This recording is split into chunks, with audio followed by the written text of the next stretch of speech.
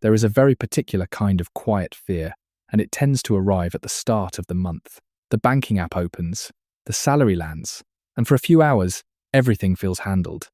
In 2026, almost everyone in Britain can tell you, nearly to the penny, what they earn today. But ask them what they will actually live on in 30 years, and the room goes silent. That is the quiet fear. Not that you are poor right now, but that you are quietly, invisibly, falling behind. We circle a date on the calendar, we call it retirement, and for the majority of British workers, the so-called average pot is not a safety net waiting patiently for their arrival. It is a warning light, blinking on the dashboard, that nobody has looked at yet. So consider this your progress audit. No shame, no lecture, just the honest math for your exact age. Let us begin with the biggest lie printed in every newspaper headline, that word, average.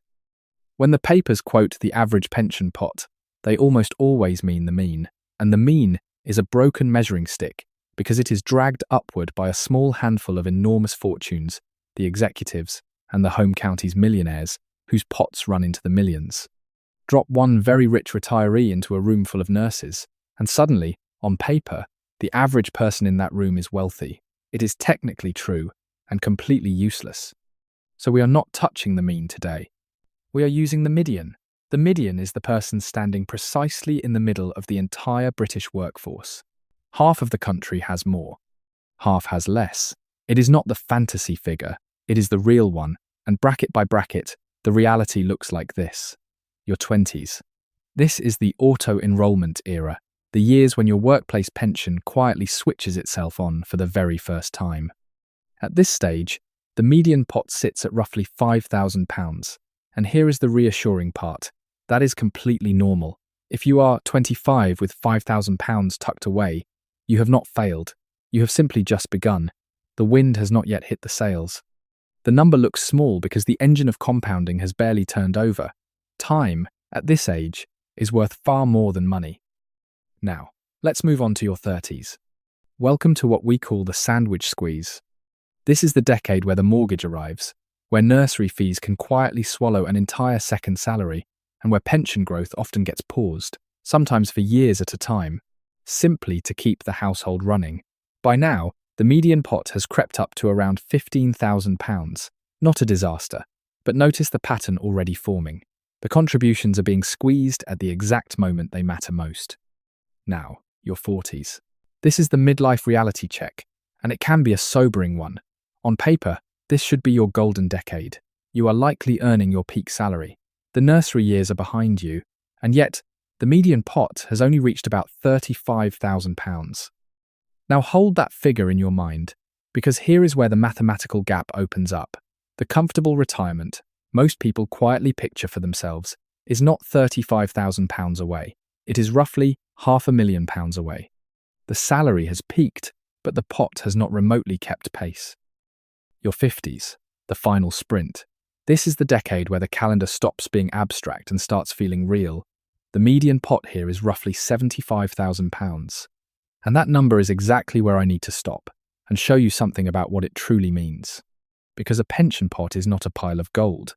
Picture it, instead, as a runway.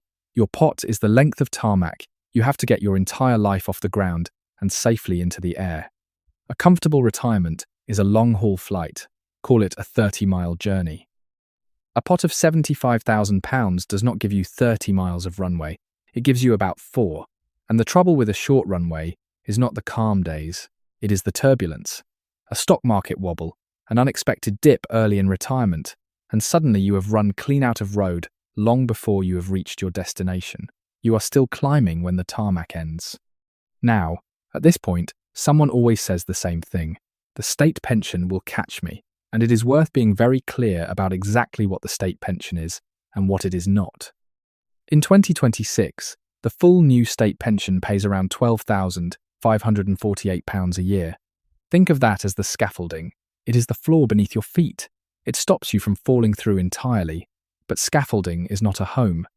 That figure, on its own, roughly covers the raw cost of continuing to exist, the council tax, the food, the heating bill in the depths of winter. It keeps the lights on.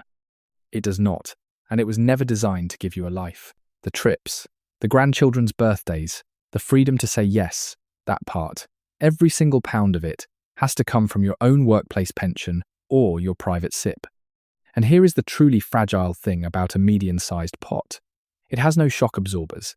Think of it like a car suspension, the one thing standing between you and every pothole in the road. A healthy pension has that suspension built in. A median pot does not. So when life sends a sudden £3,000 bill, an MOT that turns into a full repair, a boiler on its last legs, a grown child who needs help they cannot repay, that money has to come from somewhere. And with a median pot, it comes straight out of your future. Every emergency withdrawal is not a temporary dip. It is a permanent scar on your growth, a chunk of compounding that will never regrow because the years it needed to recover simply are not there anymore. Which brings us back to that quiet morning, the one where you are standing in the kitchen and it lands on you that freedom is not a feeling, it is a figure. It has a very specific price tag, and most of us have not paid it yet. So let us name the figure honestly. Using the 2026 standards from the Pensions and Lifetime Savings Association, a single person needs around £45,000 a year to retire comfortably in Britain.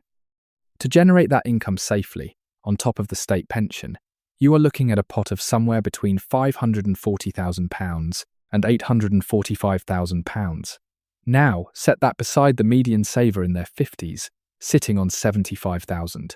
That is not a small gap to close. That is the entire point of this video. But here is where the fear has to turn into a plan, because there is a manual override, and it is more powerful than almost anyone realizes. It is called salary sacrifice.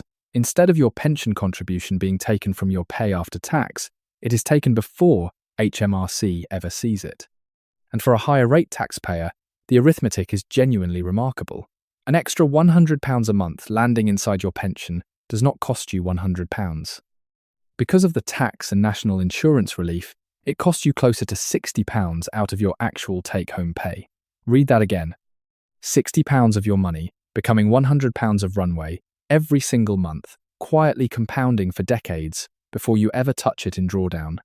That is not a discount. That is the single best value deal the British tax system will ever hand you, and it is sitting there, switched off, in most people's payslips. So let me leave you with the real shift in thinking. Wealth in Britain is no longer decided by your job title. It is not about the letters after your name or the name on your office door. It is decided by your compounding runway, by how much road you have quietly laid down while you still had the time to lay it. True freedom is not a number in a headline.